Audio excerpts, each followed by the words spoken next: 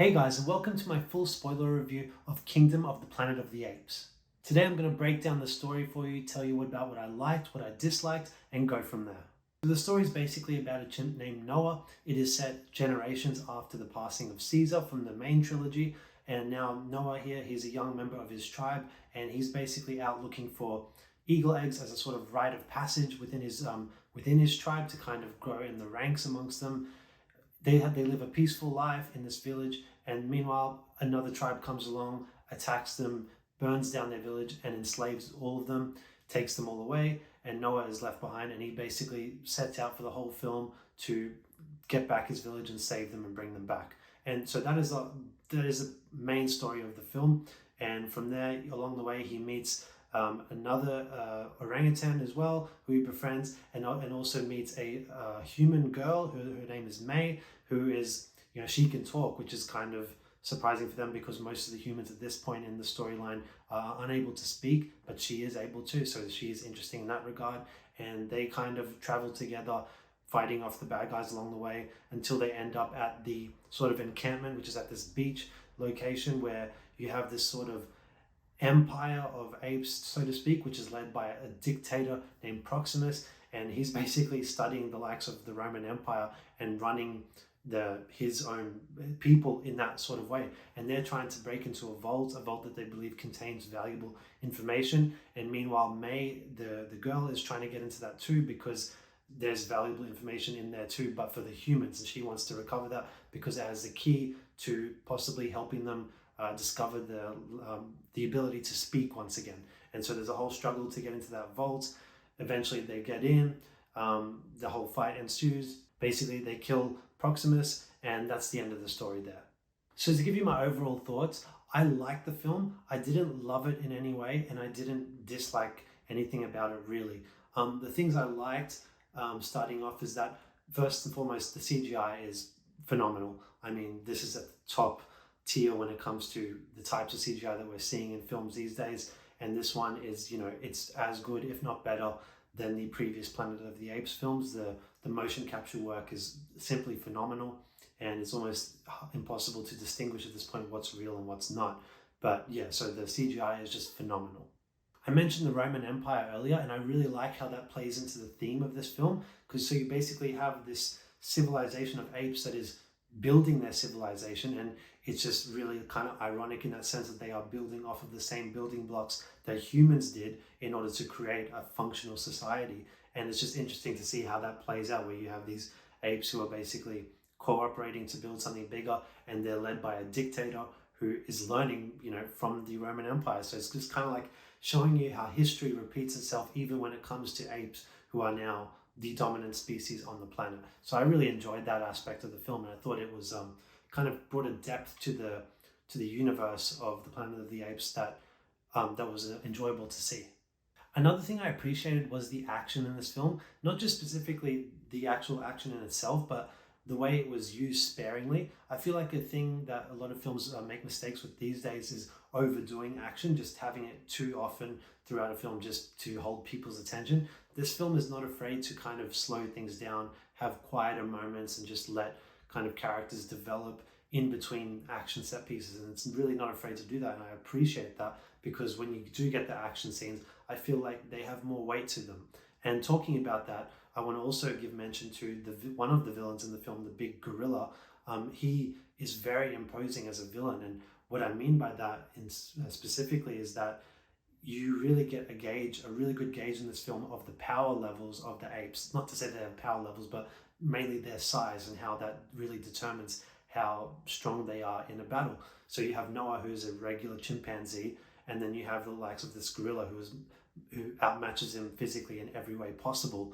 And the way that those fights play out very much lean into the idea that if this gorilla gets his hands on Noah, that's it, he's done. And so you see Noah fights in a way where he's evading him in every way possible, and that makes sense. And that also creates tension, because you're really worried in those moments, geez, if that gorilla gets his hands on Noah, he's done. And that feels accurate, and it really helps bring the tension to those action set pieces. And I mentioned the orangutan that Noah befriends early in the film. His name is Raka, and he's kind of like this really intelligent ape who has been studying the these writings that he's discovered by humans and learning about the world that they used to live in, where humans and apes, well, where humans were the dominant species and apes were not. But he learned, and he's also like kind of a believer in Caesar and what Caesar was seeking to do, which was really to allow humans and apes to live together. Ultimately, he failed, but he admires that message that Caesar was really trying to go for, and so he's very much a believer in him. And I like the moments with Raka when he's in the film. He dies. Spoiler there. Obviously, he dies when he gets washed away in a river. But he kind of brings this kind of gravitas to the film, where he's dropping these sort of philosophical kind of nuggets throughout the whole film, and it's really nice to see. I like that, and he even brings some humor with it, the humor that you can clearly tell that he's adopted from what he's read, and so that gave him kind of a three-dimensional sort of personality, and I really enjoyed that. Now for what I disliked. So there's a few things here I want to talk about, but I've already mentioned about the action and how they use that sparingly, not being afraid to not have it constantly throughout the film. I admired that attempt, but what I will say is that there are gaps there where they are letting the characters play out, letting the dialogue, take front and center and just slowing things down. But they're doing it to the point where it's not that interesting. They didn't have enough substance to sustain those periods sufficiently. I felt like there's moments where it's good, and there's other drawn out periods where you just feel disengaged and are genuinely kind of bored with what's going on. Doesn't mean I was necessarily waiting for the next action scene, but more so just wanting something more of substance to come out of those more like slower moments. So there's nothing wrong with the slow burn. This is film, I would say, kind of qualifies for the slow burn sort of criteria, but a slow burn needs to create genuine intrigue and interest in those slower moments. And to me, it did it here and there, but not enough to ultimately say it was like really great in that regard. You obviously have a few speaking humans in this film, and it's not really explained how some of them are still able to speak when supposedly this virus has infected the human race and that they can no longer speak. I wish there was at least an explanation there as to why that is the case for a few of them who are still able to speak. It wasn't quite explained. It didn't need to be a long drawn out explanation, but just some sort of mention as to why that's the case. I guess we're just meant to sort of accept that, hey, it just so happens that there's a few that can still speak, and that's just how it is. But would have liked a bit more explanation of that, because it might have actually created some bit more depth with the human characters, which I felt was certainly lacking in this film. And that is another criticism right there, is that you do feel the film is definitely about the apes. Now, as these films have gone along, they have become more and more about the apes, and this one, they are front and center, absolutely. But there was not enough with the human characters to actually feel sympathetic to their cause, to actually, get some sort of semblance of their world back. You don't feel any sort of sympathy for them whatsoever. And I just feel like if they kind of leaned into a bit more of how they, ended up in a situation where most of them could no longer speak, you would feel a bit more sympathy for that, but they didn't do it. As for the character May, obviously she's the main human character in this film. She's not very interesting. She's kind of what I'd call known as a Mary Sue, where she's just kind of good at everything, knows everything, is capable of doing everything, beating everyone. That there's no explanation for why is she so good at everything that she does. And as I said, no explanation for how does she even know all of this about the history of humans. She's talking about stuff that happened back in the Rise of the Planet of the Apes, Dawn and War and all of that, which happened centuries supposedly before she was even alive. So how does she know about all those events if kind of the history has sort of been erased more and more over time, and the people that she's been largely surrounded by couldn't even speak anyways? So how is she learning about all this stuff?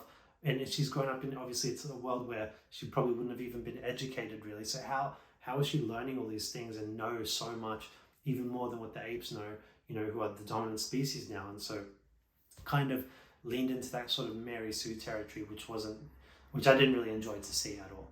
Couple plot holes in the film as well, mainly pertaining to the end location, which is at that beach around that vault. So a couple things. Firstly, so there's a scene where the apes, Noah and his friends, climb, and May as well, climb the other side of the mountain to kind of enter the vault from a back way. It's like, well, Proximus and his apes have been trying to break into this vault for ages now, months supposedly, and they've just been trying to get through the front door to no success. Why didn't they think to just at least try climbing around the other way? That is a plot hole to me. The other one is not so much of a plot hole, but more of like a failure to have a setup and a payoff. So there's a whole thing that's in these films, not just in this one, but in the previous ones, where there's a famous quote that says, "Ape, no kill ape, ape strong together." Noah has a moment towards the end of this film where he could pay that off, something that he believes in, but he doesn't. And that moment is when he's being chased by the gorilla, a gorilla who's tried to kill him many times throughout this film. And there's a moment where the gorilla basically is trapped and in a crevice where he's about to drown in, and Noah has an opportunity to pull him out and save him and basically say the words to him, "Ape strong together." Doesn't happen. That would have been a perfect moment to kind of fulfill that whole idea of ape strong together. Doesn't do it. I don't know why. Maybe he truly just believed that this gorilla is just beyond any saving, but it felt like they were setting something up for a payoff, and that was it. That was the moment to do it, and they didn't do it. So that, to me, not so much as a plot hole, but more just like a failure to pay off a setup. Despite my issues, my overall thoughts are genuinely positive. Like I said, I think it's a good film. I don't think it's great. I don't think it's bad in any way. I think it's just a good film. It's solid. I'm interested to see where they go from here. So it's gained my interest enough that I'll be, around for the next one whenever that releases. But yeah, definitely nothing that I would rave about in any regard. So to me, it's just a solid 7 out of 10. Can't say more than that. I would recommend it. It's a fine film to go and check out. It's good. If you already like the Apes movies, it's very much fitting with these newer ones. It continues that same style and themes, but it doesn't kind of break the mold or introduce anything particularly new there. So yeah, it's just a good solid film, 7 out of 10. So there you have it. That's my spoiler review of Kingdom of the Planet of the Apes. I hope you guys enjoyed it and got something out of it. I'd love to hear your thoughts in the comments section below. What did you think of it? Did you like it or not like it? Want to hear them all. If you enjoyed this video, please give it a like and subscribe to my channel. I'd really appreciate it. And we'll talk to you next time. Bye.